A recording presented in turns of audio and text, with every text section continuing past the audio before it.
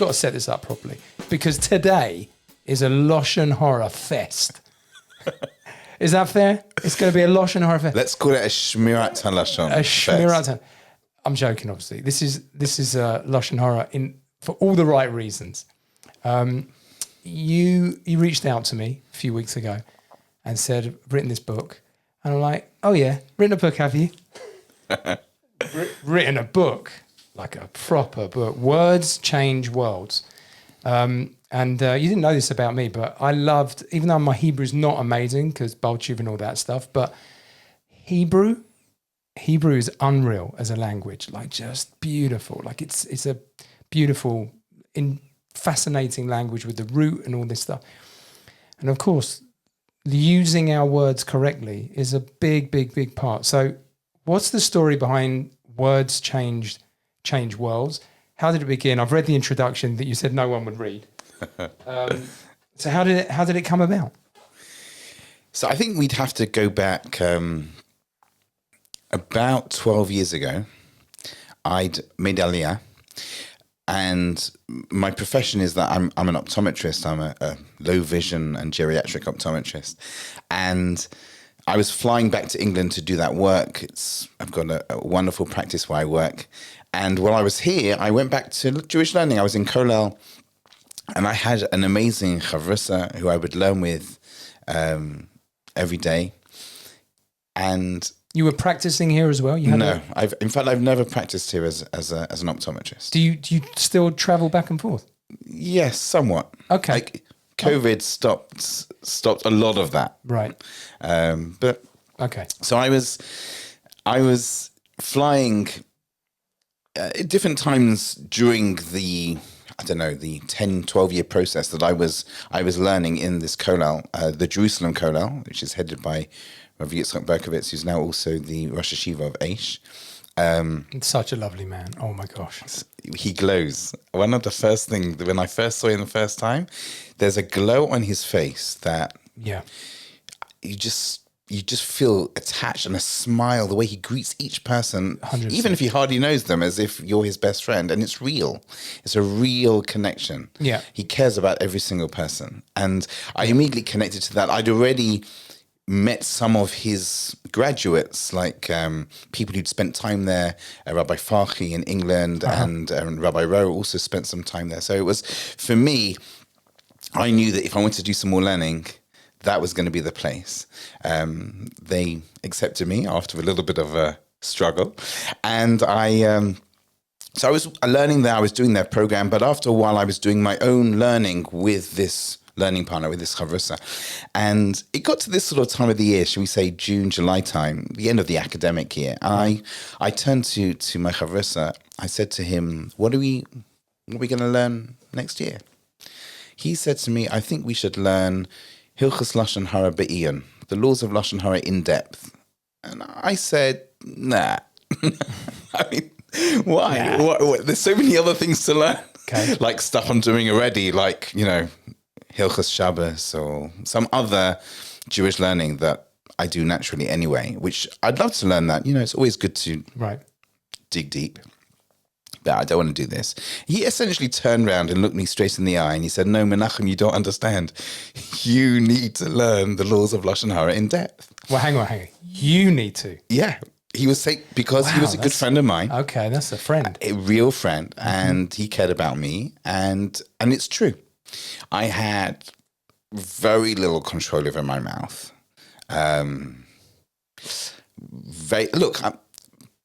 We understand British humor. There's a certain aspect of British humor that can be very, very cutting. Very sarcastic, cynical. If you think about the types of comedians who I naturally connect to, 𝗥𝗍𝗏, these sorts of, ripping the person into pieces and then laughing at those pieces on the floor. That type quick, of clever, quick, funny, sharp, biting. Yeah, right. And I was also, it wasn't just the way I would speak to people or I used to love getting into the whole politics and who's connected to who and what's happening with this one and what did that rabbi say and what's Hang on, are you saying you were pretty nosy? I would guess so. Okay. I would guess so. I'm following all of the latest stuff. I'm not saying I was an evil person. I'm not at all. But I'll second that just to get the record straight. But you had a problem with like. I had a real issue with this. It wasn't something. And more than that, I would say probably subconsciously, I knew less about the laws of Lashon Hara than anybody else because I'd been escaping. I sort of subconsciously knew that this really wasn't. I wasn't on board, but. You were aware, though, at the time that the shmirat halashon is a big deal. Oh yeah, I mean, right? I grew up religious in a religious home. It wasn't like it was a. It's not a freebie. Like you can say what you want. You didn't. Yeah. Look, I wouldn't say that I was the type of person whose whole life revolved around. Speaking. Oh, did you hear what happened? So I'm just as soon as there was sort of the latest politics on this particular situation or that shul and what's happened to that one. Community-wise, or you wanted the Jewish politics-wise, or any of that sort of thing, or the latest thing that did you hear what happened? Okay. So it was very much that side of things. And, my chavrusa, a very, very, very special person. I'll name drop him. His name is Rabbi Yossi Stillerman. First of all, he's a lovely American Jew. And so first, I think Americans are sweeter when it comes to their humor than us. I don't know if that's true. I don't know if you find that different. Our humor is very biting, and there's more of a sweetness there. Okay. And he for sure, and I think he felt it. He realized that I need some help here. Wow. So he essentially read me the Riot Act and told me that if I wanted to carry on learning with him, I had to learn this with him. So we love Yossi. Well done, Yossi. I hope he's getting a lot of commission. He gets a mention there in the entrance of the introduction of the book. 15% to the agent. Yeah, okay. So off you went on we basically spent the next 2 years, year and a half to 2 years, studying all of this stuff in depth. And what surprised you then, as you started to get into it, and how quickly as you got into it, did it really hit you? Like this topic and this importance? When did it all start to really? So it was actually a process. I would say at the beginning, it was extremely painful for me. When you're shown on a daily basis, but I'll tell you something else as well. One of the things that the 𝗏𝗏 writes about, not in his book 𝗏𝗏, which deals more with the laws of speech, but in his book shmirat, which deals with a lot of the inspiration, why we should be speaking well, and what do we get out of it, and what's wrong when we don't. The positive side of good speech. Sort of the inspiration. Yeah. The inspiration. Okay. He writes there that he gives us 7 main triggers that make a person speak Lashon Hara. And that was coming face to face with the underlying issues that were making me speak was a very, very uncomfortable thing. Right. Very uncomfortable. And then having to sort of try and work on those things. What is it that's driving me? Why do I feel that I need to put somebody down in this situation? Why do I feel so threatened by this person doing well? Like, what's actually happening there? And it's actually quite a difficult emotional ride. I'm sure. Were you the type of person that was naturally reflective of yourself, or did you not really do that as a thing? I'm naturally like that. Maybe that's why I end up doing professionally what I do. It's all like depth and looking, analyzing and breaking apart. But was that not really your personality? I mean, you didn't really go there and hadn't really faced Menachem yet. Yeah, I hadn't really faced it. I was happy with who I was, or perhaps the people who I'd spoken badly about or to were not happy with who I was. But yeah, I was okay. I didn't spend much time thinking about it. Mm-hmm. And I sort of come now, wow, look at this. Why is it? What's the problem? So I would say that for a significant part of those 2 years, it was really, really uncomfortable for me. Mm-hmm. It was uncomfortable finding things to talk about. It was hard for me to find. I was so used to speaking about this. And the other options, it just didn't, it's hard. Look, we're having a conversation here. Okay? Yeah. If you'd come to me within a year of that first process, I'm not sure I would have been able to conduct a whole conversation, because my whole mind is thinking, well, I can't say that. And I can't say that. And I hadn't built up an understanding of what I could say yet. Right. So it was a very uncomfortable process. I'm very pleased I did it. Towards the end of that process, I would say I really, really changed. For those 2 years, coming towards the end of it, I remember that we had, it must have been, there was some big political, it was probably a major election. We're here in Israel. Like major Knesset election. And probably a war. Possibly. There often is, unfortunately. Yeah. And I remember that basically as part of what we were doing, I'm not saying that a person needs to do this, but as part of my personal work in this growth process, we decided that neither of us would tap into anything about that election at all. Just leave it alone. Just leave it. We won't read anything about it. I'm not saying that there's, obviously you need to know who to vote for and exactly what's happening somewhat. But it wasn't good for us. It definitely wasn't good for me. And therefore, cold turkey. We would not find out anything about that particular election, who's aligning with who, exactly who's saying what about it. Nothing.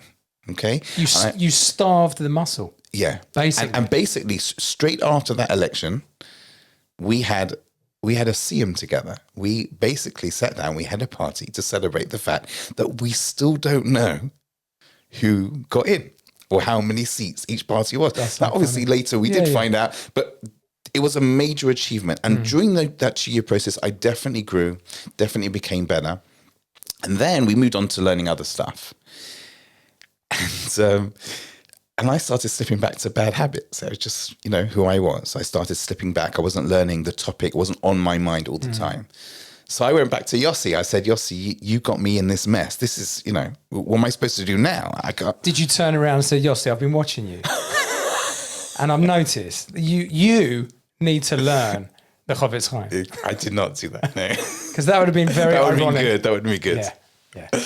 But you basically... I said to him, I can't carry on just learning this. There's other things I need to learn.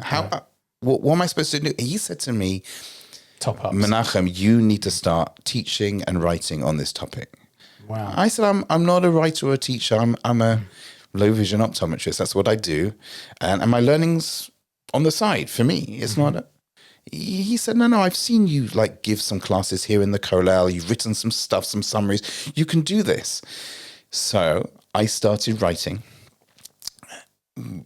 on average once a week, but sometimes more, sometimes less, about the topic of speech, often connected to the parasha of the week. And then I started subbing, teaching in some of the seminaries in my neighborhood in Har Nof. Right. And then it sort of built from there. And essentially the book is a collection of things that I've written that's been sort of updated and edited that fits a book structure better. Of the things connected to the Parsha and things that essentially I wrote for myself to inspire me. It's a very, very personal book. It's not like it's the things that I wrote to keep me going during all of this, the subsequent years. And it's interesting, once you get known as somebody who writes about Lashon hara or shmirat lashon, you can't start speaking Lashon hara. You've got to be super everybody's like, on it. Who are you? Yeah. One second, aren't you the guy, or what are you doing? Yeah, wow. So it became even harder for me to speak Lashon hara, meaning I had checks and balances all around. But maybe that's the greatest self-pedestal that you could put yourself on, in a way, because you're like, if I need to work on this, then writing about it means I'm always on. Yeah. Basically. Yeah. So that process of, because we all have our things, right? Did you take a klal away from this, that if there's something about yourself, you really do have to hyper focus on it with all the other stuff you're doing? That's everything, work, family, all the other learning and whatnot.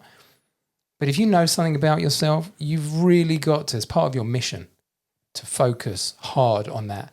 Did you think that, or that's just what worked for you?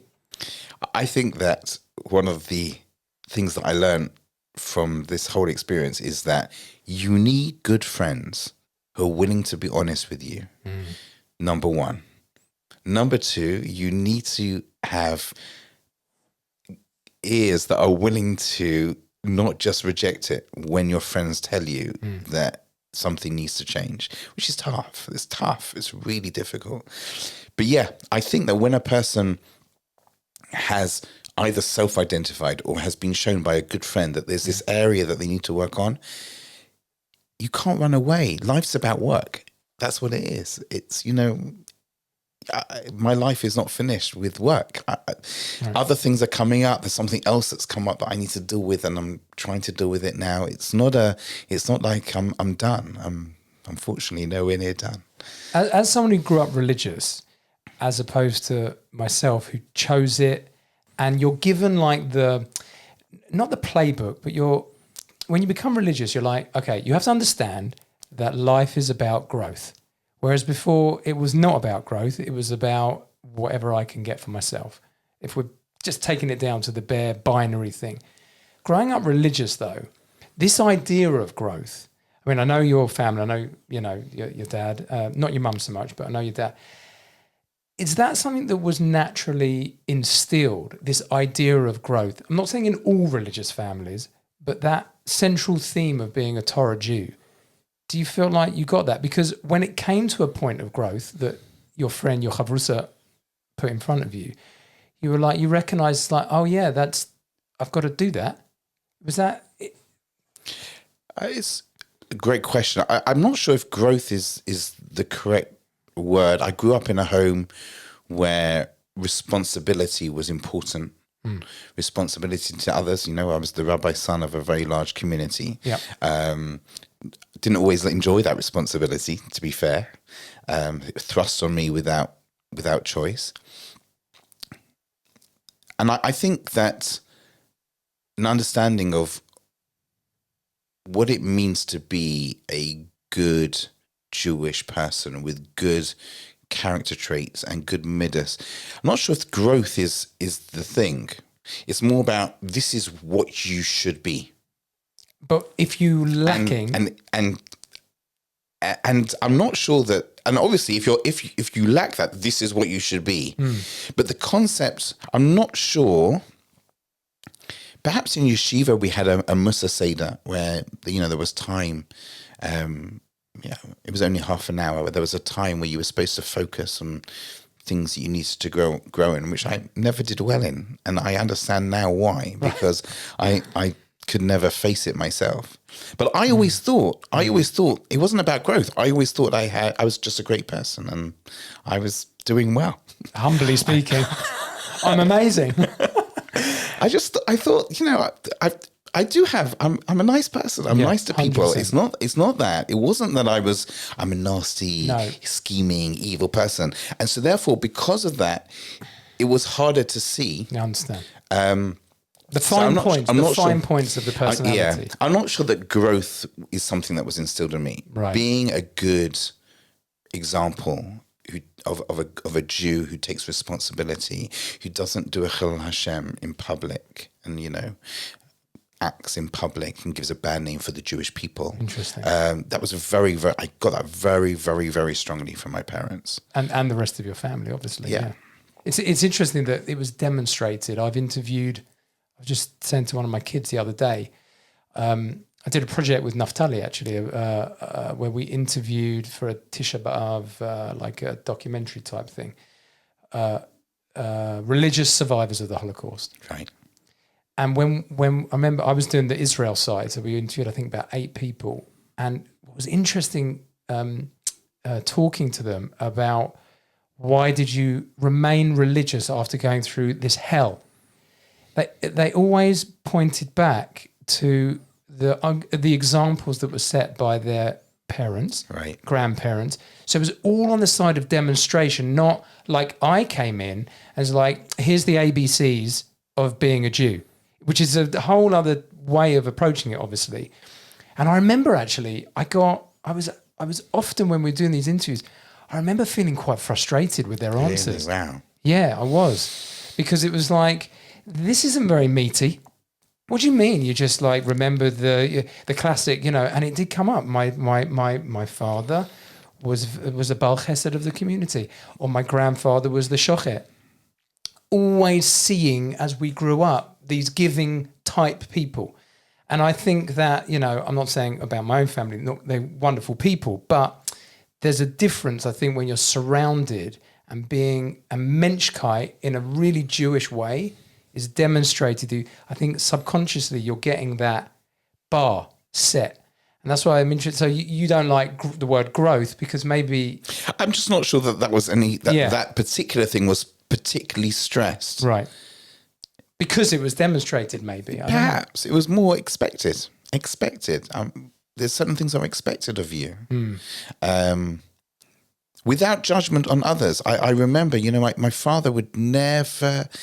People would drive. It's an Orthodox community. Yeah. You know what it's like in England. You've got an Orthodox community, and many people aren't particularly religious per se. Practically, a lot of acceptance, especially the communal people would rabbi. drive. My father would stay in the shul longer than anybody else, so that he would not see people driving home from shul. Consciously, he made that decision. If he saw it, he saw it. But Okay.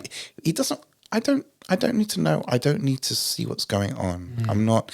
There's very much that, you know, these people are coming to shul. We're encouraging them. We're overjoyed that they're part of our community. That type of thing. Beautiful. So I grew up with that type of. Right.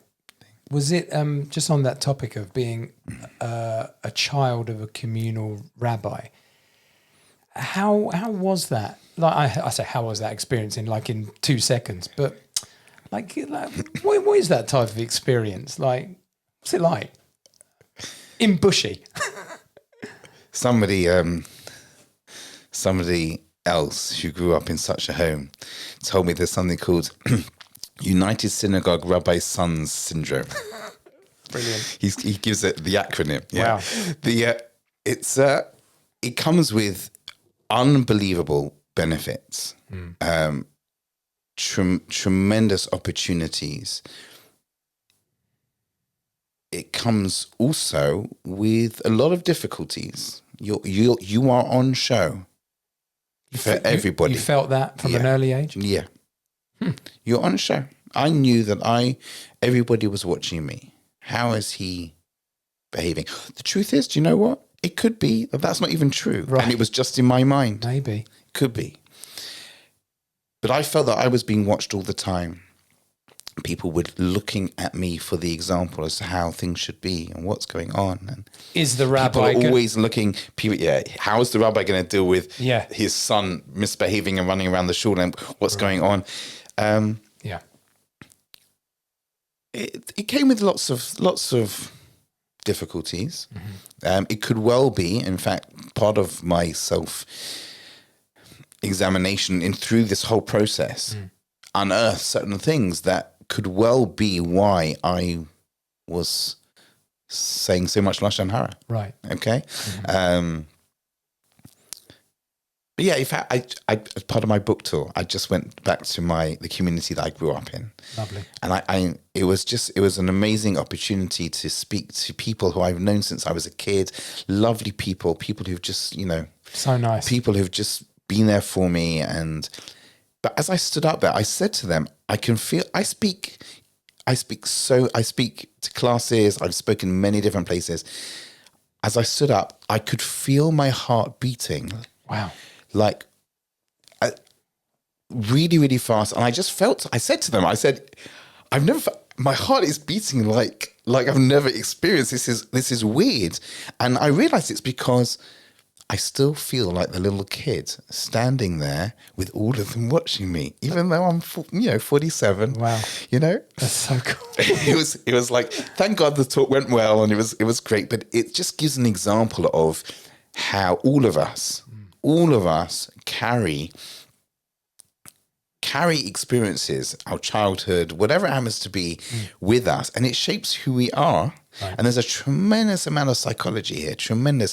When I was reading the 𝗥𝗯𝗯𝗶 book, 𝗪𝗪, the amount of psychology he discusses before the advent of modern day psychology is amazing. When he's discussing arrogance, and he's talking about two different types of arrogance, he discusses arrogance as the person who's truly arrogant, who looks down on that person and mocks him. Right. And then he describes a flip side of arrogance, what we would call low self-esteem, with projected arrogance to cover it up, where a person feels that person's getting all the attention. Wow. And if he wasn't there, they would give me the attention. So I've got to do everything I can to squash him just so that I can get people.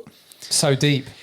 And he's describing this long before, Personal self-help Freud or any of the others. And I'm reading this, I'm seeing myself in his words. It's a journey. I found the same with 𝗥𝗯𝗃 𝗧, and that goes thousands more years back.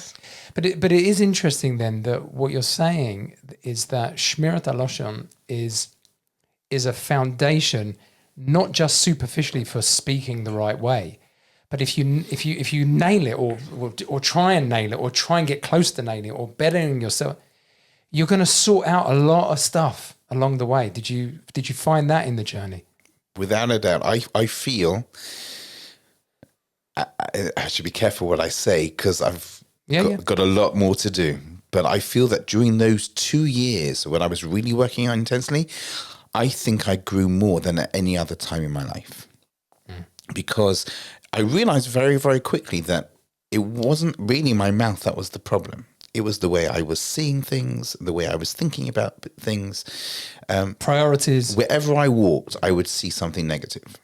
Whoever I met, I wouldn't necessarily say it. So you thought in negative wave patterns? Yeah. I would see people, and the first thing that hit me would be something negative about them. Where do you think that came from? Sorry, it's not turning into a therapy session, by the way, but I am interested in that. So you're saying from back? I think very, very much a self-defense, low self-esteem type of thing. As a kickback to being the rabbi's son. I don't know if it all comes. I can't say it all comes from that. We have a multitude of experiences. Yeah. But yeah, that feeling of this person here, there's a new person here, and I've got to get above them. Right. Now, I wouldn't necessarily say it. Understand. Often it starts the cogs going. Everything's going there, and it becomes an automatic thing. Wow. There's and he spoke about that, the 𝗨𝗪𝗀. He dealt with that. The 𝗨𝗪𝗀 brings Shari Teshuvah, written by Rabbeinu Yonah. Yeah. Yes. He says just an amazing line. He says there are two problems with the Lashon hara speaker. The first is the damage and embarrassment that he causes his friend. And the second is his very choosing to see the negative in his friend and his entertainment and enjoyment at that friend's downfall. And Rabbeinu Yonah is actually describing two completely different things. There's the bein adam lechavero. What am I doing to this other person? Right? Harm, damage, embarrassment. But then there's something else. What am I doing to myself? Yeah, that's me, yeah. How am I harming myself here? I'm the one that I'm choosing to see negative in this, and then getting my entertainment as I see them fall. What does it say about me? What am I doing to myself? And it becomes this vicious cycle. If all you can see, if the natural thing that you see automatically is something negative about this new person that you've met, well, obviously, all you're going to have to say about them is something negative. Because that's the filter. Because that's the information you've received. So I actually worked on a program. Part of those 2 years, I would sit down every single day, and I would write down. I did it with 3 people because it was my focus. But probably, if somebody wants to do this, I would say do it with one person. One person, different person each day. You write down one positive thing about that person. I did it for 2 months on people who I liked. And I moved on 2 months of people I felt neutral about. And after those 4 months, I then felt comfortable moving on to people who I disliked. Hang on a minute. You didn't sit down with the people that you disliked. No, I didn't tell them anything. That would have been very cool. By the way, mate, You're my project for the day. I've never liked you. So what I'm going to do, I'm going to find something redeeming about you. It's going to be a struggle. Obviously, you didn't. I didn't do that. Okay. People out there. But I did write it down because the books of Kabbalah say very, very clearly that if things remain in the realm of machshava, in the realm of thought, it doesn't actually come down into the world. They talk about how God had a thought, which we don't really know what that means, right? There was a machshava, right? Then God spoke, and then there was the action of the creation of the world. The manifestation of all right. That, so if things remain in the realm of thought, it doesn't actually change anything. There needs to be a bringing down of that. So I would write it down. And that's so interesting. But I then did 2 months of people that I actually didn't like, finding something positive in each one, right? And at the end of those 6 months, I'm not saying it's easy now, but if you want to know what my natural thing when I meet somebody new, I just see something positive. It's just an automatic thing now. Which is a shift, change. Which is a big shift, massive shift. But it's possible. Now, of course, there are people that wind you up, and we're not talking about being naive. Yeah, of course. Not schmatter, you know. God does not want us to be naive. You need to know if there's somebody is toxic or dangerous. You need to know, and you also need to know how to protect yourself. You need to know how to deal with certain negative aspects. I'm not running away from that. I'm talking about what your focus is. You know, if you want to have, as you know, if you want to have a good marriage, it's not that you're marrying somebody who is perfect, because you'll never find somebody like that. It's just not possible. What you need to do is what you need to train yourself to do is to actively choose to focus on the positive things. So do that with other people as well. You know, that's what we have to do. And I'll tell you something, I'm so much happier now as a person, because wherever I was always surrounded by horrible people. And now, as figments of your exactly, and now I'm surrounded by lovely people, and it's the same people. You just made a filter switch. The reason why I say 6 months, and I think it's important, is because people often look at this and they say, "No, this. What do you expect from me? I can't change. This is too hard. This is who I am." And one of the reasons I wanted to write a book with that introduction, which I'm pleased you read, even though I didn't think anybody would, but I'm pleased you read it. It's great. Thank you. The reason I wanted to write that, and the reason why I got permission to write this and speak about this about myself, is because I want this to be real.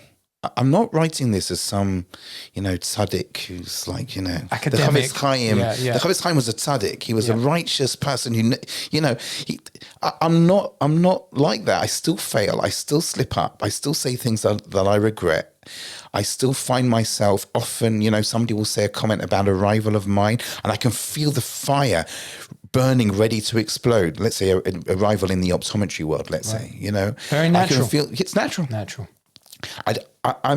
I wanted to write it from the perspective of it's possible to be really in the depths of this, and it's possible to make significant change.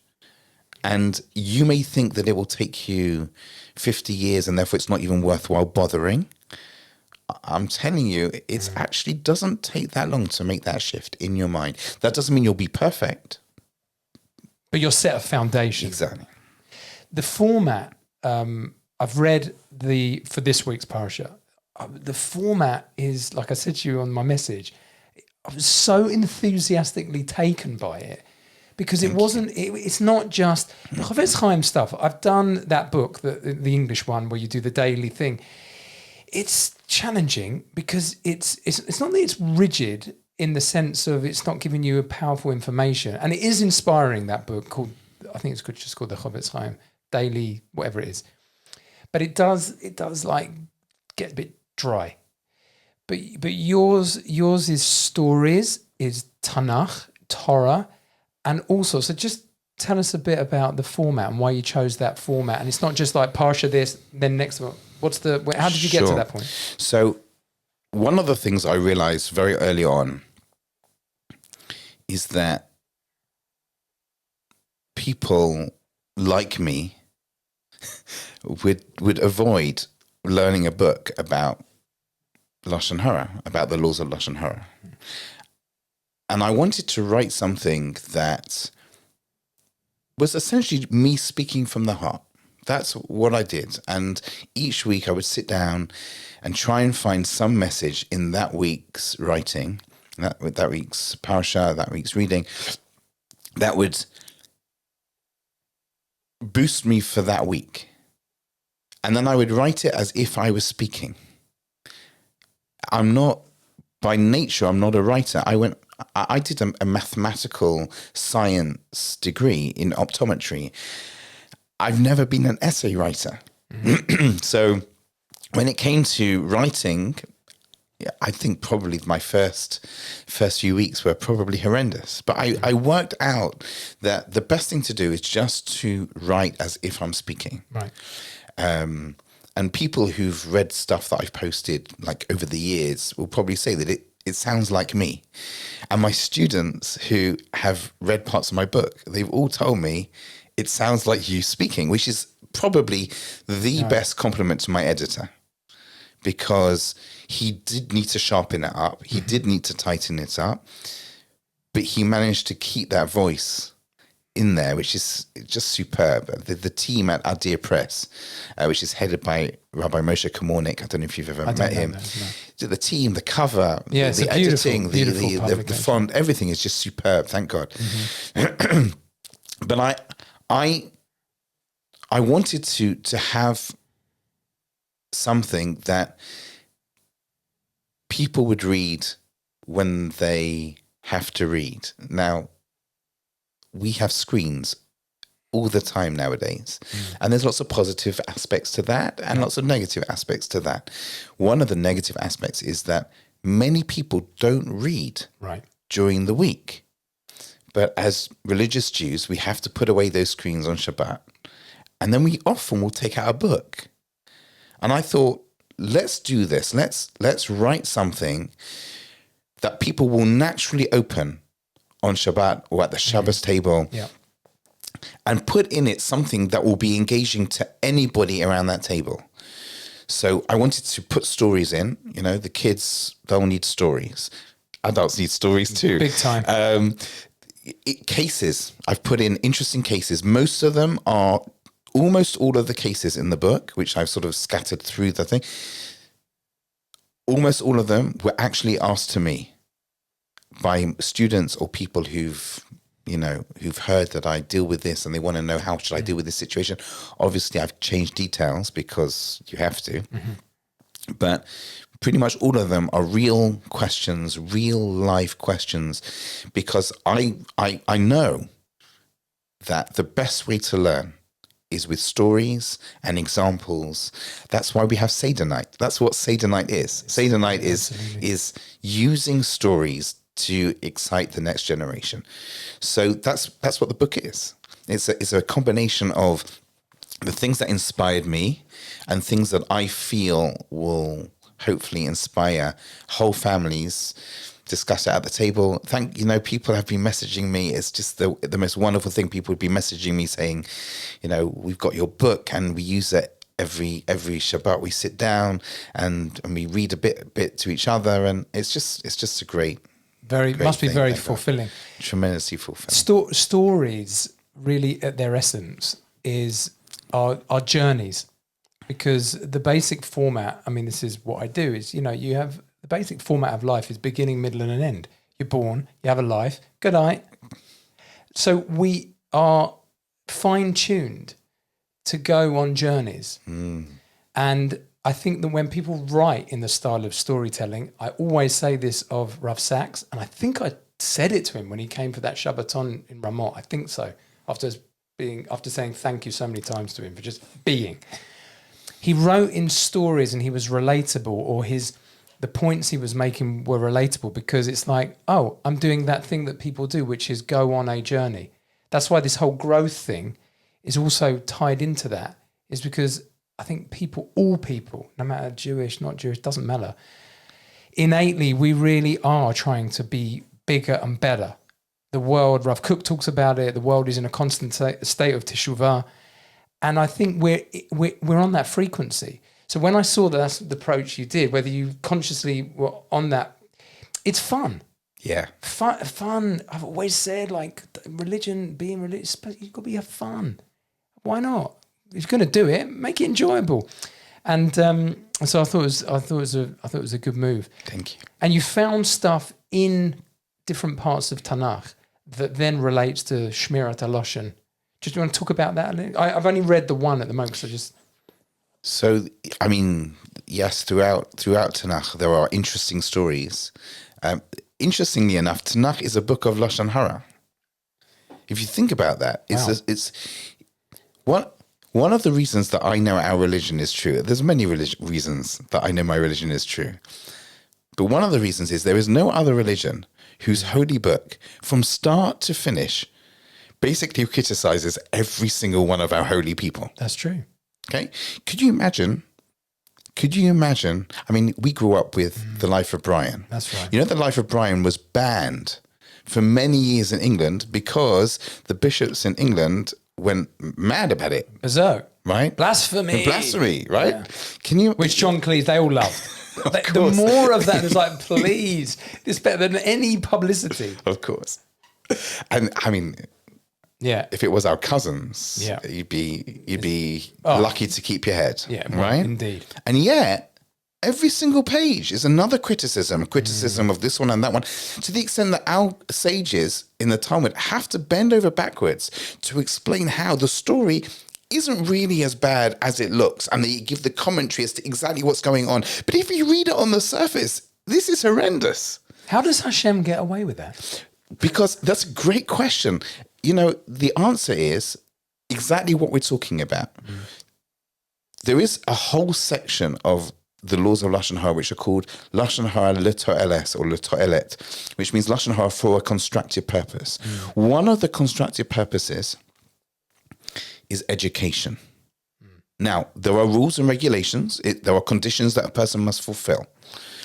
But we all understand that storytelling makes you engaged, puts you in it. Yeah. You're engaged in the story. How is it going to end? What's going to happen? Suspense. I need to find, like you're saying, I'm waiting for that end. I'm on the journey. I want to find out what's going to happen. And then you've got the person. When the person's engaged in that story, then they're going to learn. Like I always say, you know, I've now, for the last 5 years, I've been teaching on a semi full-time basis in seminaries around Jerusalem, mainly in Hanover, in the neighborhood I live. I say to them, we could have sat down with the book, and the book is amazing. You know, I'm not in any way, the book is wonderful. We could have sat down in the book, we could have read the laws, and that could have been it. Most of you wouldn't have turned up. Those of you who turned up would have fallen asleep because it's not engaging, right? Hang on, when you say the book, you mean the 𝗏𝗏 𝗏, which is it's. But we have to understand that if we're gonna get people on board with this, they need to hear the cases and the stories. That's what's gonna do it, right. And almost like a role play. That's right, and that is what Tanakh is. Tanakh is Hashem teaching us through stories how to behave and how not to behave. And therefore, we have all of these stories there, and for the constructive purpose of educating us. I'll give you an example. We're nowhere near there, but in the parasha of Behalotecha, at the end of that parasha, the Torah tells us that Miriam and Aaron spoke Lashon hara about their brother Moshe. Okay, exactly what it was, long discussion, but that's what they say. That's Lashon hara about Miriam and Aaron. The Torah itself is speaking. I get it. But there's a point there. We learn many, many, many rules about the laws of Lashon hara from that story, and only because we know that it was Miriam and Aaron. If we didn't know who it was, we wouldn't have learned all of those rules. We learn many, many things. We learn that you're not allowed to speak Lashon hara about or to relatives. unless there's a constructive purpose. We learn that even if you've got a situation where somebody has given everything to the person they're speaking about. Miriam, she saved him, right? He's not alive without her. So there are people who, they put so much effort, and they're great people. They put so much effort into, making this person religious or helping this person. And then they think, I own them and I can say what I want about them. No, you can't. Now, we'd only know that because it's Miriam. Oh, I see. So it is Lashon hara, but it's Lashon hara for educational purposes. The toilet, yeah. And obviously Hashem is fulfilling all the conditions that are needed. And that's what it is. Hang on. So you see that Hashem is fulfilling all the conditions. For sure. But what about embarrassing them? So the fact that they're not alive. Well, Miriam, quite according to many opinions, exactly when the Torah was written and whether it was written all in one go or in different sections, Miriam may well have been alive when that was written down. Okay? Happens to be that everybody who would read it would have been there to see it. But yes, sometimes for the greater good. For example, we all understand that there are times when there's somebody dangerous around. Okay? We're not allowed to remain silent. Right. We have to speak up. Oh, but it's going to embarrass him. I know, and I'm aware of that, and I shouldn't ignore that. I'm aware of that. I've got to make sure I fulfill the conditions. The conditions that the Chafetz Chaim sets for constructive purpose, they're not just random, annoying laws that sort of ritual laws that I can't understand. They are 7 laws that make perfect sense, that allow you to make sure that you're actually doing this for the good purpose rather than because of anger and revenge and whatever it happens to be. They focus your mind to make sure that this is something positive. It's an altruistic act. Yeah. Otherwise, you cannot as altruistic as we can be as humans. Yeah. Right. Yeah. So basically, we understand that person's a danger to society or danger to a person. Right. I fully understand that if I start speaking about them, it will embarrass him, but I've got to protect the person. I have an obligation to protect people from this person. So yes, sometimes it's amazing. Sometimes it has to be done. It's amazing. So what you're doing now with the book? When did it come out, and what you're doing in terms of promotion and like? So it came out February, March time. I went to America, my first time ever in the States. Really? I went to the tri-state area and I spoke in 12 different venues. One of the things about Lashon hara, about talking about Lashon hara, is that you truly can speak to every single type of audience. There is not a single audience that does not need to hear more about this. I spoke to ranging from frontline university students who have very, very little connection to Judaism. By the way, I said to them, I was in Rutgers. I actually saw some proper anti-Semitism there as part of this whole, what we're going through, what the Jewish people are going through right now. Right. I said to them, if you're turning up to a Jewish-run event right now, you should really understand how great that is, because it would be so easy to hide. Understand. So, from that thing through to, group of Hasidic women in Monsey, everything in between. We all need to grow in this area. So I've spoken there. I spoke a bit in England, which anyway, I'm going to do my optometry work still. Right. So I've been able to speak there a few times. Doing a great podcast with you. Thank you for having me. Thank you. Writing, continuing to do my writing, reaching out to people, speaking in different seminaries. And just that's part of the process. Mm-hmm. It was always sold to me if the Jewish people get the shmirat halashon part better and better and better, it all feeds into 𝗥𝗯𝗢, and it all feeds into ultimately protection of the Jewish people.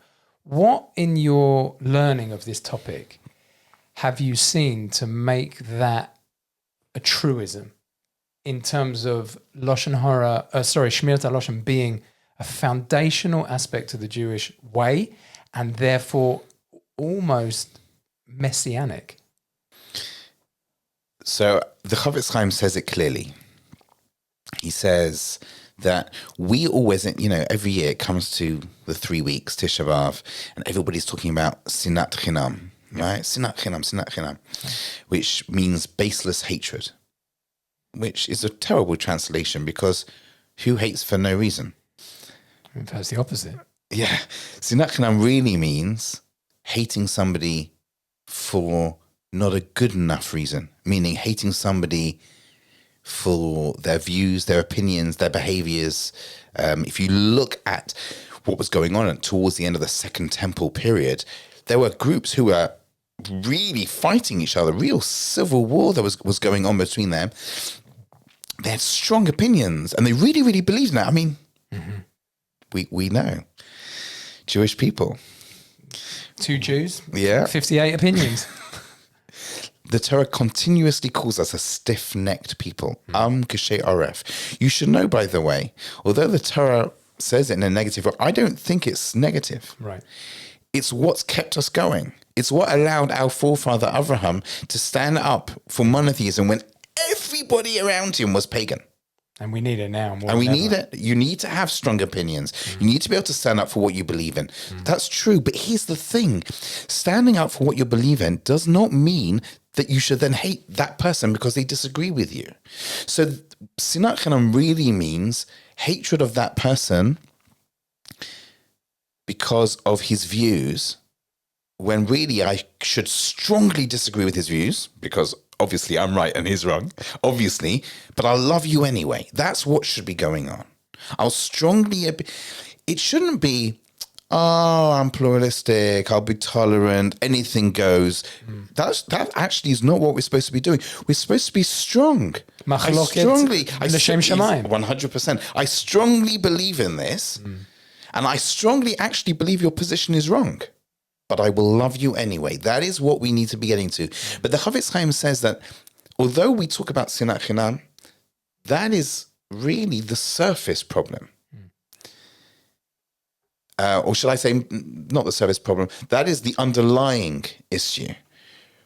But the temple was only destroyed, and you see this in all the stories at that time, 𝗪𝗪 bar 𝗪𝗪, and all the other stories. The temple was only destroyed when people started taking that internal hatred and started bringing it out into the world through their speech. And therefore the Chofetz Chaim says, we see that Lashon hara is the thing that destroys us and it hides Hashem's presence. When we are one, then Hashem's oneness is easier to see in this world. When we become disparate, we start hating each other and bringing that hatred into the world through speech and attacking and divisions, then Hashem's oneness is hidden.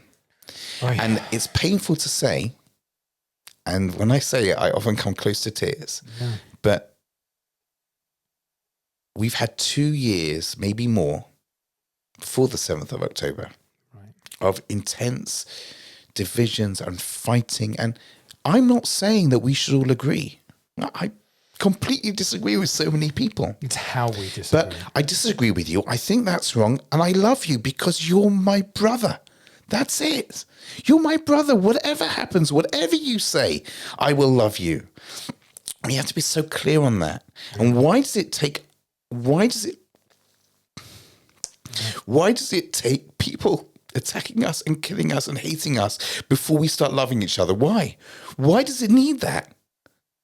Why do we need a 7th of October to actually put our hands, our arms around each other and give each other a hug? Why is that? I don't know. We just forget. So we have to take that message and we have to cling to it and we have to hold on to it and just keep it going, because we cannot allow ourselves to go back to what it was before. We can't allow that. I often think though that as like the enormity of the Holocaust, and then really the enormity of October the 7th, but yet for the 2,000 years beforehand, we were put in a position where we were spread out everywhere. But was it that disunity that still kept us spread out. Meaning you can look at the October 7th situation and the Holocaust situation as so like reached an accumulative point.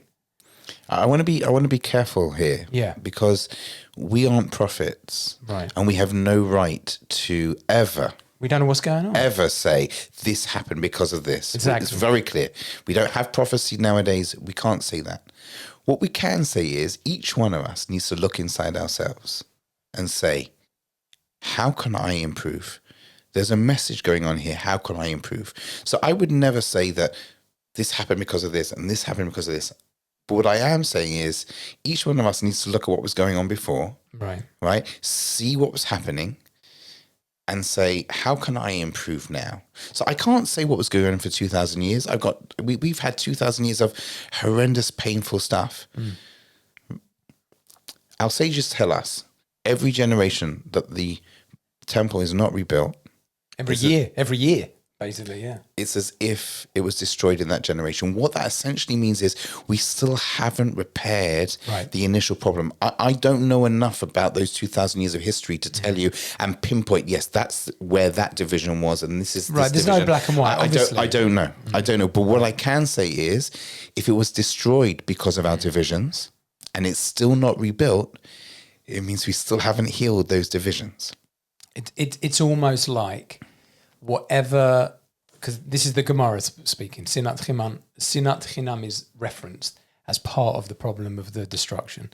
It's almost like it's that ongoing lacking of repairing the sinat chinam that keeps this galut going and going and going. And yes, it seems to reach crescendo points. October the 7th and the last 7 months or whatever it is now is that. That doesn't matter what. It's the original. And then you go even further back and it's the original with Adam HaRishon, but whatever. You're basically saying that there's a value no matter what you think has or hasn't caused something. The real value and the real choice is choose to repair and choose to switch from the negative into the positive personality type. Yeah. Which goes back to why you did it in the beginning, right? Yeah. Yeah, 100%. I think that we talked about soul searching and we've all got a lot of soul searching to do. And one of the reasons why I feel that this is the time we need to get this out there and speak about this more is that I'm terrified. I'm terrified not of attacks. Hashem decides. I'm terrified of us going back to what it was like before, right? On all sides. I'm not blaming any specific group. Right. Everybody. Right? I think if you were to go to a Shabbos table, it's painful for me to say, there will have been many holy Shabbos tables over the last 2, 3, 4 years where all they discussed at that table was how that Jew is not Jewish enough. Right. That Jew's not Jewish enough. That Jew is not my brother. That Jew does not hold my position. That Jew, we may as well get rid of him. Right? But I have to say, I want to say something because I think it's important because I'm not doom and gloom. We are led a lot by the media and by politicians. And if you dig down to grassroots or if you dig down to the actual average person, there's more love than you'd actually think if all you did was read the media and and hear the politicians' statements. One of the stories I say in that book, which is a very personal story, my son, this was in the middle of COVID, in the middle of Corona. My son had just got into his yeshiva that he needs to get into. He must have been 14 at the time. And as a celebration, he and his friends went and had a barbecue in Gansaka, of course. But because it was in the middle of Corona, there weren't that many people around. Now, they were allowed to have that small group. They followed the Ministry of Health, They fulfilled the 7 obligations. Lovely, whatever they want. Well, we're talking 7. I can't remember. It's always a 7. Very good. The 7 conditions. They were sitting there, and then the sun was setting, and they realized they needed to daven mincha, or maybe it was Mari. I can't remember exactly what it was. They needed to daven. Normally, getting a minyan in Gansaka is very, very easy. I mean, there's so many Jews around. But on this particular occasion, it was empty because people were still, even though they were allowed out, people were still staying at home. They were, so they're looking around. They need a tent. They've got 9 of them. They need a 10th. They're waiting. Nobody's around. And then suddenly they see this guy running. The guy is running, muscles rippling, everything. He's wearing the whole thing. The thing, okay? He's got a mask on because at that time you were only allowed to do exercise with a mask on. Do you remember? So they were allowed to eat with their masks off, obviously, because how do you get the food in, right? So they could have the barbecue together, but absurd. Anyway. We've done Life of Brian. I mean, this is basically Monty Python. When we look 100%. back, it is Monty Python. Anyway, carry on. So the guy's running along, muscles rippling. He's got his mask on, his string vest, whatever you call it, sports vest. And you know what teenage Israeli boys are like, absolutely. Right? One of them runs over to him he's mid running, right, and says, "Will you be the 10th for the minyan?" Right. And he just carries on running. Yeah, completely ignoring, right? And then, about 10 steps ahead, he stops. And he comes back to them. He says, "Aval en li kippah." I haven't got a kippah to wear. So kadosh. So listen to this. So they say to him, "But you've got your mask." Oh, my God. Brilliant story. So he then, this guy, it seems to be, I mean, you never know, but he seems to be completely secular. Right, with no real connection to the religion, stands there while the 9 of them pray, just so that he can help them. This is a guy who cares about the way he looks, right? He's got the muscles. Yeah. He's looking ridiculous with his mask strapped onto the top of his head, just so that he can make 9 religious boys happy. Okay? That is just such Isn't that beautiful? Great story. That is who we really are. If you dig down, that is what, and we're coming up to Shavuot, right? Mm-hmm. Shavuot, we're told we only received the Torah because we were one. Every other time they encamped, it says Vayechanu, they encamped in the plural. Yep. But when they came to Mount Sinai, it says Vayichan, they encamped in the singular because they were cie HEZBLEVECHA, they were one person with one heart. That is the only way we can receive the Torah. It is the only way we can connect to Hashem properly, is if we are unified. So it's there. You have to dig down to it, and we have to sort of grab those moments and really, really see them and just give out that love and put our arms around people. It doesn't make a difference. Our enemies don't care whether we're wearing kippah or not. Our enemies, by the way, I saw a beautiful thing, really, really painful, but so beautiful and true. Just on social media yesterday, that a Zionist Jew and an anti-Zionist Jew walk into a bar. And the barman says to both of them, "You're Jewish, we don't serve you." Enough said. Yeah. That's the truth. They don't make a distinction. They're not sitting there measuring, how big is your yarmulke, how long are your payas, how whatever it happens to be. They don't care. It's the whole gas chamber thing. Yeah. Like Hitler didn't care. It's like if you've got an ounce of Jew, you're in. Yeah. So full circle. Shmirat Lashon is serious stuff. To be taken seriously, it means you're serious about what Hashem wants from you. You're serious about yourself, and you're serious about achdut and bringing unity to our people, which is the cornerstone. You've done a great job. I can't wait to get stuck into it. Thank you. This is a real joy because I'm excited, and not just because of the importance of the topic, but I'm excited from the one chapter that I've read on this week's parasha that this is how you laid it out. And people should, I'm not saying this just to promote you because you're sitting here. This is different. This is a different way to approach this topic. And I think, and I bless you that it should reap tremendous rewards for yourself, your family, and of course, the Jewish people Menachem, thanks for coming in. It's been an absolute Amen. pleasure. Thank you so much for that blessing. And I bless you. As I said to you before you started recording, you know, when a person takes all of their skills in their workplace and uses it for the promotion of goodness, of Torah, of growth, there's nothing better than that. So thank you so much for having me. This show is brought to you by Dream Digital Art, the place to buy the coolest Jewish and Israel-related art pieces and products. As a Shmoozin podcast fan, you'll get 10% off your online order with the promo code shmooze10.